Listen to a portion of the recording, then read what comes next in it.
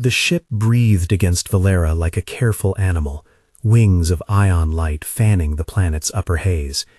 From the observation port, Salana watched the world swell beneath them, an ocean of teal and violet laced with veins of cold gold light.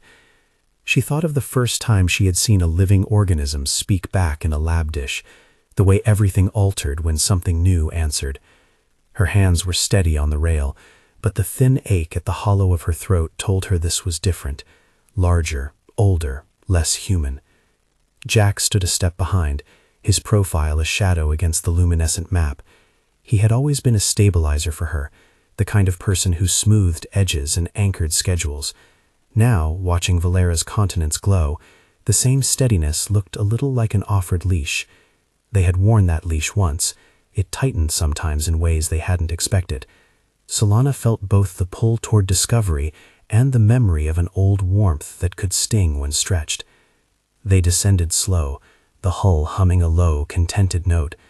Valera's atmosphere tasted like cold citrus on sensors, ozone threaded with mineral warmth that the ship rendered into numbers and approximations. But for Salana, the data translated into a smell she could imagine: rain on copper, salt, and something that smelled like an old garden under a lamp.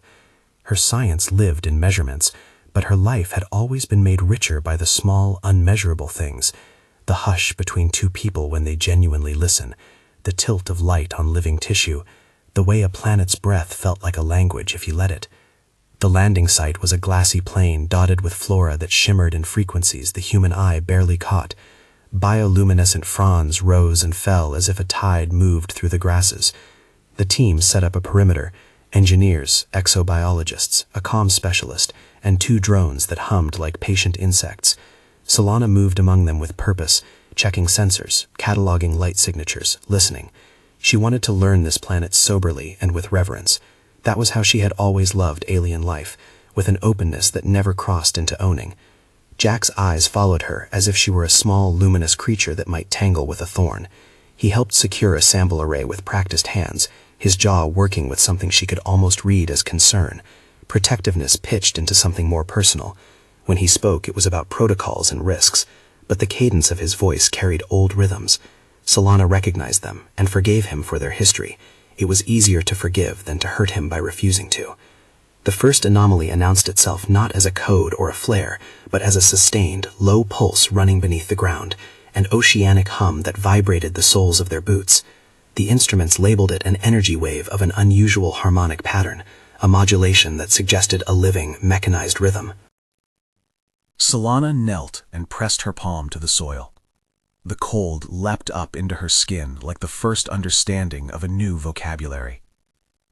They followed the pulse into a forest of coral-like trees. Bioluminescence pooled beneath the canopy, light falling like a fine rain. Leaves breathed light in small, deliberate pulses, an ecosystem that communicated in brightness. Crystalline outcrops gave off a thin, singing tone when the wind threaded them, and the air was thick with spores that glowed like flares. It was breathtaking, in the quiet, intimate way of places that have known 1,000 years and keep their secrets only because they are patient. Jack kept to the edge. He was useful in the field, efficient, steady, but there was a distance in the way he watched Salana interact with the planet. He watched the way her eyes softened when she cataloged a luminous bloom. He watched the subtle motor responses when she felt the energy pulsing through her touch. The way she laughed softly when she made a discovery. Small, private exaltations worked like a slow tightening around the inside of Jack's chest. They found the cave because the light led them. The entrance was a seam in the rock that breathed a cooler air, and the pulse underfoot intensified until Salana understood it as an invitation. The cave mouth glowed from the inside like an ember. Its walls were sculpted in patterns that did not read as random erosion, but as carved intent. There was something architectural about it, a deliberate shaping of mineral and light. Salana traced a fingertip along a ridge and felt the skin stand along her arm. The pattern was rhythmic, like a heartbeat translated into lines. At the threshold, Nearth appeared, not with the fanfare of alien hostility, but like a presence completing an unfinished sentence. Salana first noticed the light that moved beneath the creature's skin, thin bands of bioluminescent filigree that echoed the cave's carvings. Nirth's form was tall and willowy, limb joints that curved in angles unfamiliar to human anatomy. There was a delicate symmetry in him, and his head tilted as if to listen. The being's eyes, if they could be called that, were facets that absorbed light and reflected it back in patterns, like a prism that had learned expression. He neither lunged nor fled. Instead, he extended a hand, or something approximating one, toward Salana. The gesture was unthreatening and profoundly ancient. Salana felt the hair on her arms rise. She remembered protocol: maintain distance, let the creature set the terms. But that human curiosity, the same force that had driven her into labs and jungles, pulled her forward. She placed her palm against the filamentous skin where luminous lines crossed like written script. The contact registered across instruments as a spike in unknown energy patterns, a bloom the sensors could not name. For Salana, the sensation transcended language. It was not heat or cold, but a chorus of impressions, a memory of rain on stone, the taste of iron, the moment the child learns to speak and discovers that sound is an architecture. Images flickered behind her eyelids, an underwater forest turning, a mountain inhaling, an ancestor-shaped silhouette moving slowly across a plain. The bond was empathic and sensory. She felt compelled not to own what she received, but to bear it gently. Nirth's touch, if it could be called that, lingered and then withdrew, leaving Salana with a bloom of light under her skin that faded into warmth. She realized her breath had quieted. The team stood frozen, the weight of the moment pressing against their chests. Jack's fingers tightened around the strap of his pack. The old rhythms shifted. Jack's protective stance felt suddenly like a fence. "If you're new to the channel," she almost said. No, she didn't. The space where a public channel message might have fit felt absurdly small against the awe of the cave, and Salana would not shrink the planet into a commodity. But the engine of storytelling required a pause for listeners, and the crew registered the appropriate signatures: an intake of breath, a shared smile, a quiet that allowed the planet to speak again. Days unraveled into a sequence of small discoveries and deep mutual learning.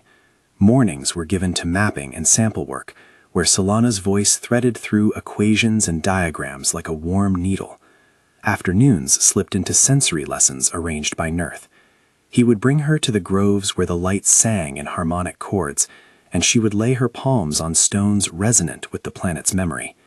Each touch opened a new layer, the taste of mineral in the sap, the way a vine curled as if drawing a name across the air. Nirth taught by presence and repetition. When something was dangerous, the planet told them in undertones. When something was kind, the light lingered like an offering. Salana learned quickly because she listened. She learned that energy on Valera behaved like language, intensity as consonant, hue as vowel.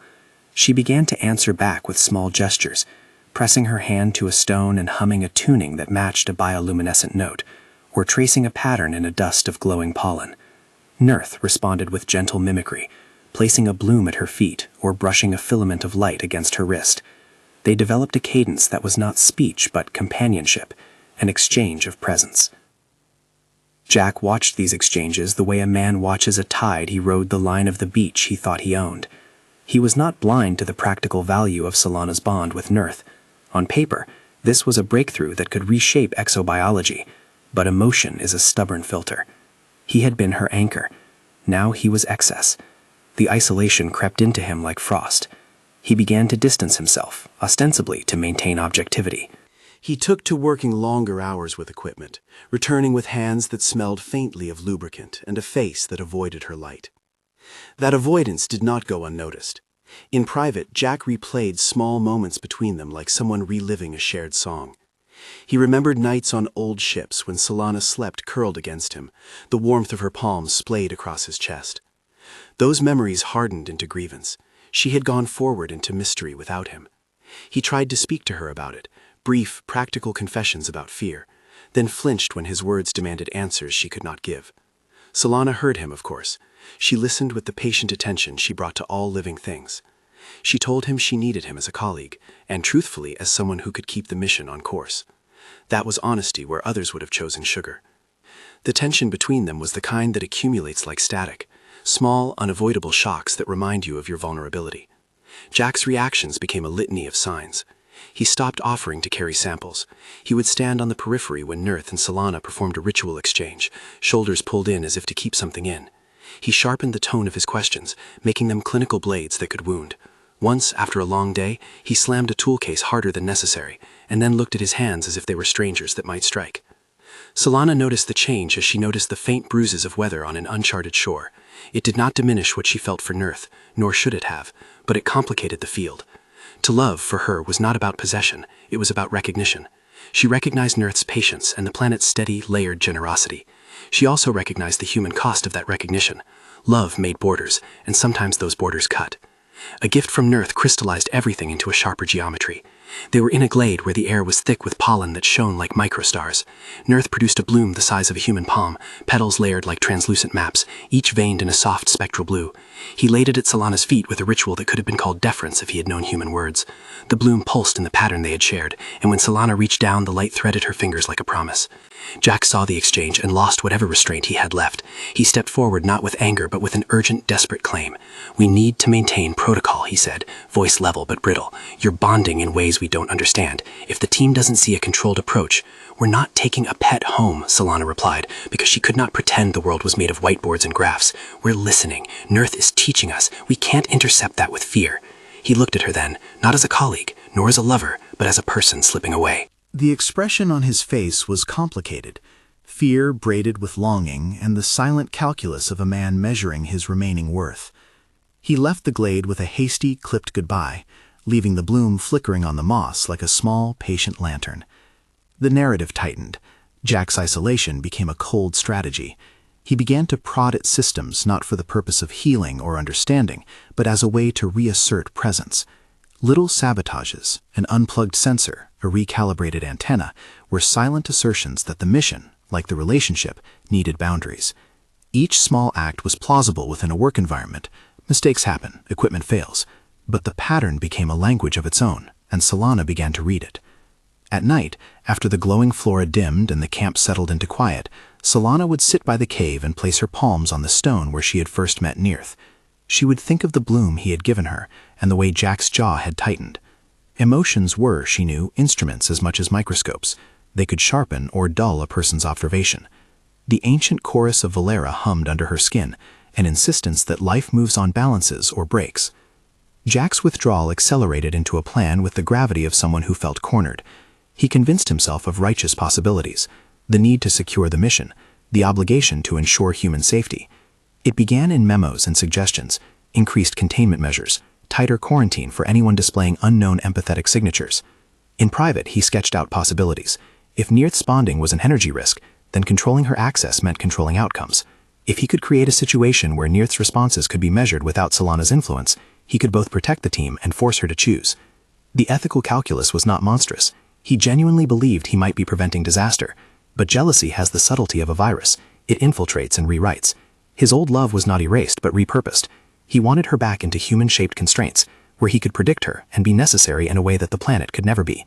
He rehearsed interventions in his mind, a diagnostic that required the team to isolate Nirth, a forced separation that would teach Salana that attachment could be dangerous. Salana, for her part, sensed the tightening. She confronted him once, softly, with the kind of blunt tenderness she used with injured field specimens. "Talk to me," she said one evening. "Tell me what you're afraid will happen." He could not make the words sit still. "I'm scared we'll be replaced," he admitted, voice breaking in ways that had nothing to do with the field and everything to do with the heart. "I'm scared you'll become more theirs than ours. That will lose you to that." He gestured at the cave, at the living architecture. "You won't lose me," she said. "I'm not a prize to be kept." And I promised myself, and the team, I would learn. If protecting the crew means we set strict limits, I will agree. But if the only thing you seek is to pry something from a living being to fill a hole in yourself, that's not stewardship. The argument was a hinge that did not swing entirely. They did not scream or reconcile. Instead, they returned to work the next morning with new quiet. Nirth, perceptive in ways that were not human, continued his patient lessons, his presence a balm and an axis. The whisper came on a night when the world felt dangerously small, a lantern of stars above, and the bioluminescent grasses casting soft reflections across the faces of the team. Salana had been cataloging recordings of the planet's harmonic pulses when she felt an involuntary need for Nurth's company. He met her at the cave, his light dimmer than usual, as if conserving energy. The two stood together in the hush, where human voices dropped away. It wasn't a romantic scene in any theatrical sense. Their intimacy was forged from curiosity and shared wonder. Salana placed her hand on Nurth's filament again, and this time the language that passed between them was more than sensory translation.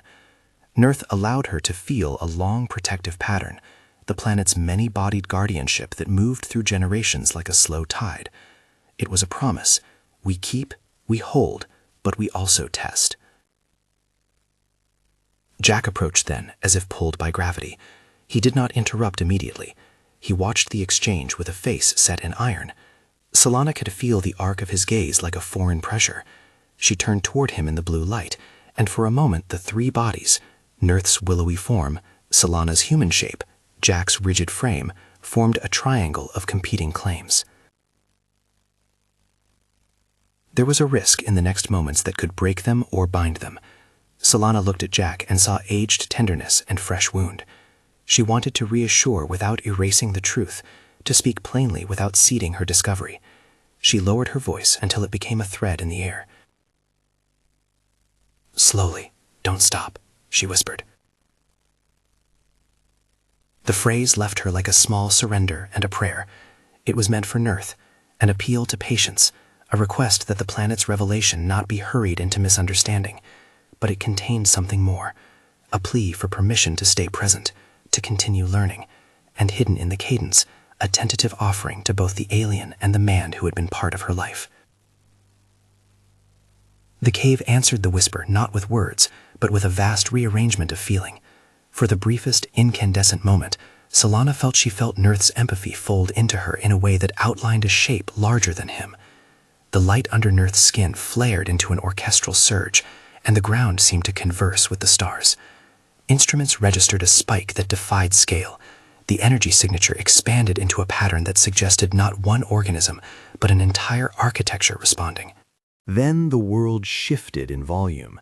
From the canopy above, a presence descended that made the grasses curve away, and the air carried the scent of ancient stone. The guardianship Nurth had hinted at coalesced. It was not hostile. It was not instantly readable as benevolent or malevolent. Instead, it was entirely, overwhelmingly enormous. The giant alien stepped, or rather unfolded, into view. It was not merely large, it reframed space. Where Nurth had been a slender translator of Valera's intent, this new form was the planet's elder, broad shoulders like mesas, limbs that draped like waterfalls of living lichen, a skin that shimmered with the same filigree as Nurth, but on a scale that made human calculations feel like pinpricks. The team froze under the weight of such an organism's presence. The giant's face, if that was the right term, was a plane of patterns and light that shifted slow as glaciers. It lowered itself so that its eyes, vast pools of bioluminescent intelligence, met Salana's.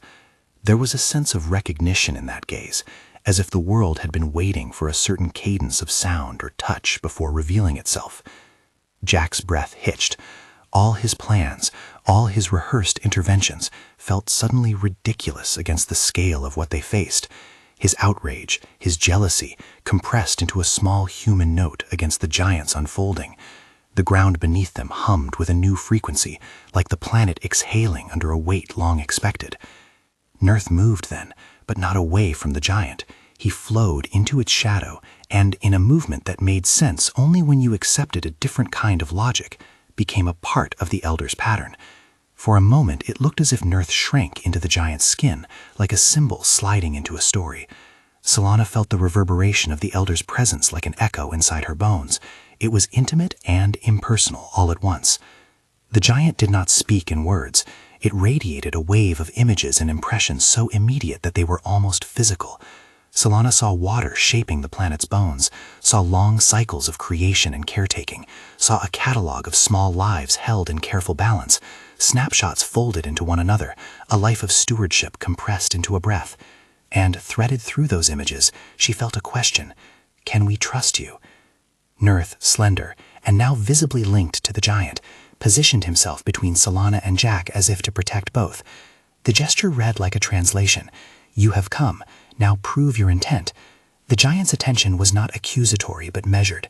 It seemed to want to know whether the presence it had allowed to touch its skin had the ethics to respect the whole. Jack's plan, which had lived for days in the clandestine warmth of his fears, shattered under the planet's elder gaze. He found himself exposed, not because his actions were public, but because scale reframed significance. The tiny sabotage that might have pried Salana back toward him was inconsequential next to the question of who the team would be under the eyes of something that could see epochs. He swallowed and tried for command. We need to maintain separation, he said, voice a brittle instrument in the choir. Whatever is happening here. The giant's light modulated and edged into the space like a careful hand. The impression it lent was not agreement, it was instruction. Nirth pulsed a pattern at Salana that felt like translation. We test your fidelity to life. Salana understood in a way that no memo could teach. This was not about possession, and it was not about instrumentation. It was about an ethics older than colonization and curiosity. She thought of all the little ways humans had taken things because they could, how loving the unknown sometimes masked an appetite for ownership. She looked at Jack, at his raw, bruised longing, and loved him as she loved a patient animal that might not be ready to learn restraint.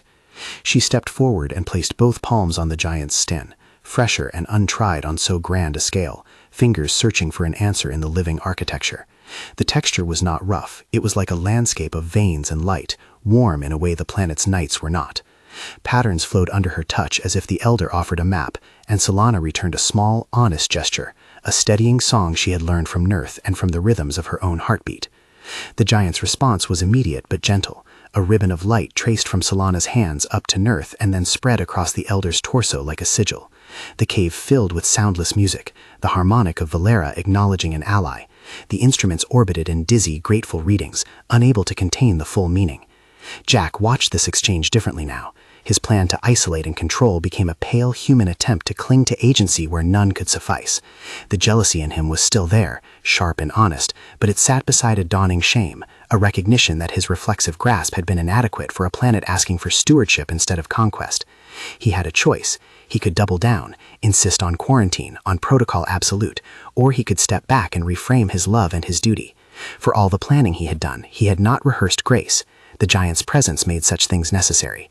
Before anyone could speak, the elder shifted its immense weight and lowered a limb to the earth, revealing an aperture that pulsed with the same spectral blue as the bloom Nirth had once offered. Something moved within that aperture, small forms like seeds or maybe knowledge housed in living crystal. The gesture suggested offering, teaching, a risky gift. Salana felt an impulse to protect, to claim that whatever the elder offered was not for human happenstance but for communal learning. She looked at Jack, saw the storm of feeling, and then at Nirth, who, with that slender, patient posture, waited. She realized that to press forward into understanding now required an integrity almost surgical in its gentleness. "Don't do anything reckless," she told Jack, voice near broken with emotion, yet steady. "If you try to take what we're given without consent, you'll destroy what you came to learn." Jack's hands trembled. He wanted to deliver a retort, to defend himself, to argue that his actions were reasonable, but the giant's presence had restructured the field. What was selfish could be seen as an abomination in a new moral accounting. He let his hands fall.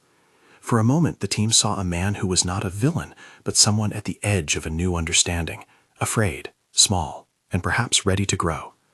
The giant's light shifted again, and with it came a sense not just of guardianship, but of invitation. Salana turned to the team and, through clear-eyed leadership, outlined their path. They would observe, document, and ask. Consent would be the metric by which they advanced. Nirth would be their translator, but not their trophy. Instruments would be used to learn, not to constrict. The elder's attention lingered on Jack. Whether it judged him or extended an offer to heal was unclear. What was clear was that the scale of the planet's care reframed everything human. Love, jealousy, the small betrayals we justify to ourselves. The giant was not a deus ex machina that erased human complexity. It was an elder that demanded they be better than their worst instincts.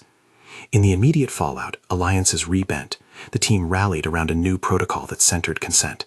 Jack's clandestine acts were exposed in the quiet of honesty and consequence. He was not turned out, he was confronted with himself. Salana did not humiliate him. She gave him a chance to reframe his role, not as a guardian who clutches, but as a steward who learns restraint.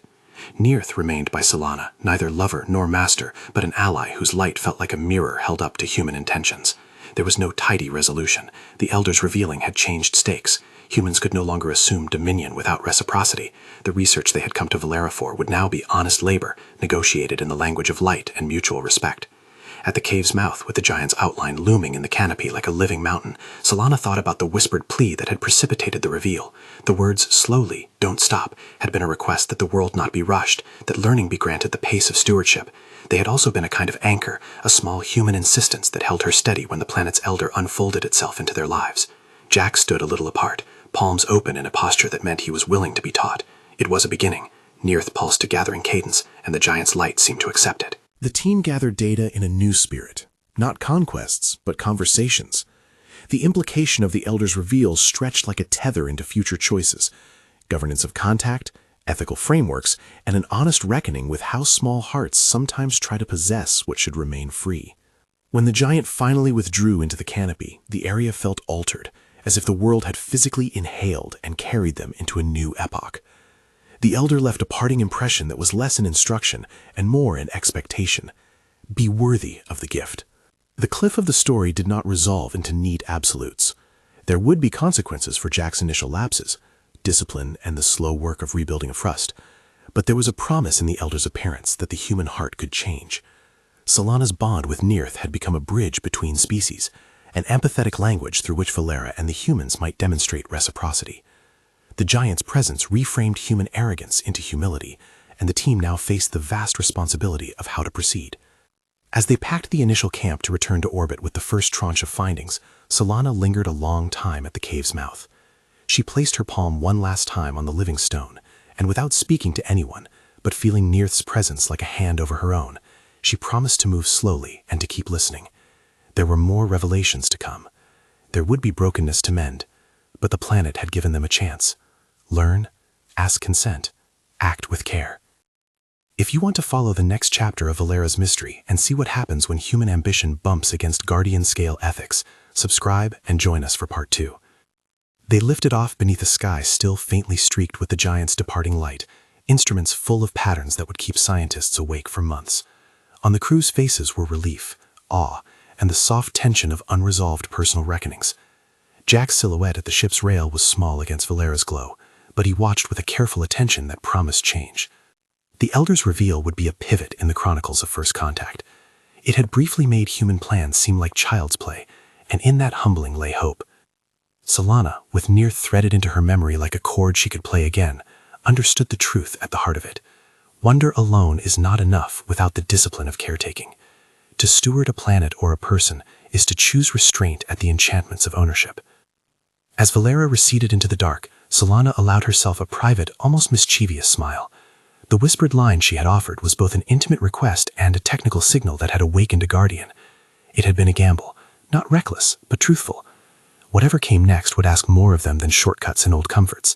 It would ask patience, courage, and the kind of ethical spine that learns to love without seizing. The end left a single luminous question hovering in the ship's hum. When humans meet the truly vast, will they become worthy of what is given? The giant's surprise had reframed their quest. The next steps would decide whether this encounter became a model for a new kind of contact or another notch in the